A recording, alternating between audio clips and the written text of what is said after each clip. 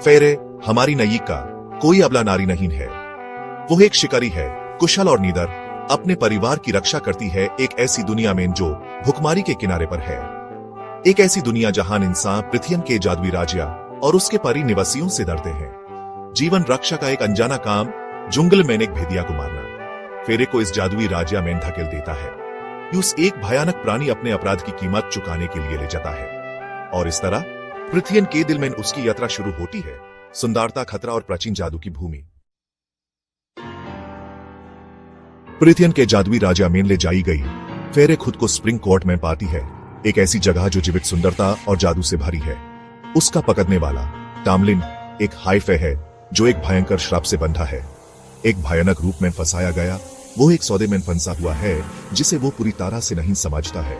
जैसे ही फेरे इस अजीब और दिलचस्प दुनिया में घूमती है, वो रहस्यों और झूठ के जाल को उद्घाटित करती है। पृथ्वी का जादू उसकी कल्पना से कहीं ज्यादा गहरा है, और एक अंधेरा छाया उस सब चीज को निगलने की धमकी देता है जो उसे प्यारी है। A Court of Thorns and Roses and हीरे से नहीं शर्माती। फेरे की यात्रा एक भयानक मोड़ लेती है जब उसे अमरंथा के पंजे में धकेल दिया जाता है, एक निर्दयी फेरानी जो दुख और निराशा पर पलती है। पहाड़ के नीचे फंसाई गई फेरे को भयंकर परीक्षाओं का सामना करना पड़ा है, हर एक पिछले से ज्यादा कठिन। उसकी आत्मा हर मोड़ पर परीक्षित होती है और संभव ने न पराजित लगती है। फिर भी यहीं अंधेरे की गहराइयों में फेरे अपने अंदर एक छुपी हुई शक्ति का पता लगाती है, प्रेम, निष्ठा और जीन की अचाल इच्छा से भारी शक्ति। रीसांड, नाइट कोर्ट का गुप्त और शक्तिशाली हाईलॉर्ड, फेरे की कहानी में एक प्रमुख पात्र के रूप में उभरता है। पहले यूस एक खलनायक के रूप में देखा जाता है, उसका असली इरादा रहस्य में छिपा हुआ है और एक दर्दनाक भूतकाल की छाया में है। लेकिन रिसेंट फेरे के ध्यान से निर्मित नकब को देखता है, उस शक्ति और स्थितिस्था को पहचानता है जिसे वो दुनिया से छिपाती है।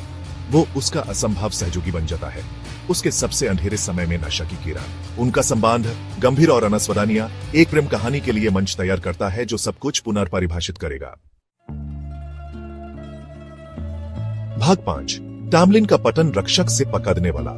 जैसे फेरे बदलती है वैसे ही उसके आसपास के लोग भी बदलते हैं। टामलिन, उसका प्रारंभिक रक्षक, एक अंधेरा पक्ष दिखाना शुरू कर देता है। उसका स्वभाव और नियंत्रण की जरूरत धीरे धीरे फेरे की आत्मा का गला घोट देती है।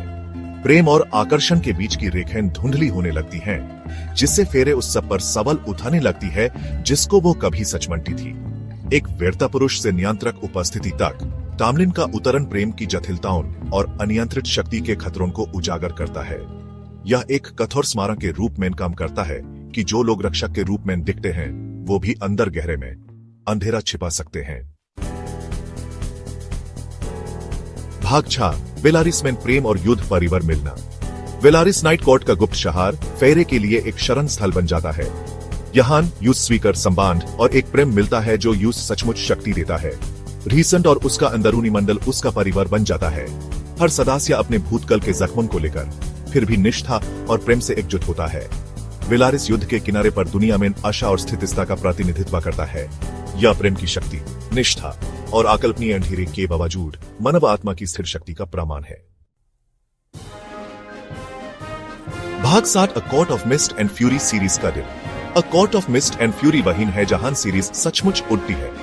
फेरे और रिसांड के रिश्ते की भावनात्मक गहरे, उनका सजा हुआ ट्रॉमा और एक दूसरे के लिए उनका अचाल समर्थन, दोनों ही मोह लेता है और दिल को छू लेता है।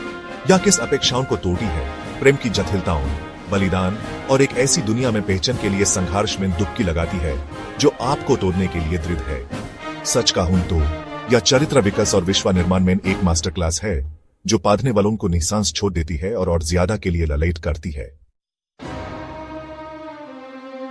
भाग 8, a court of wings and ruin एक महाकाव्य निष्कर्ष। मूल अकोतर तृतीया की अंतिम किस्त बिना किसी संदेह के एक ऐसी कहानी का महाकाव्य निष्कर्ष है जिसने लाखों लोगों को मोह लिया है। प्रेम और स्वतंत्रता के नाम पर गठबंधन बने और टूटे हैं, विश्वासघात गहरे कट गए हैं और बलिदान दिए गए हैं। अंधेरे और अत्याचार के प्रतीक, हैबन के खिलाफ अंतिम युद्ध, जादू, रणनीति और कच्ची शक्ति का एक आकर्षक तमाशा है। यह एकता की शक्ति, परिवार के बंधन और एक रोशन भविष्य में अचल विश्वास का प्रमाण है। भाग 9, प्रेम और बलिदान की विरासत, अकोतर का प्रभाव।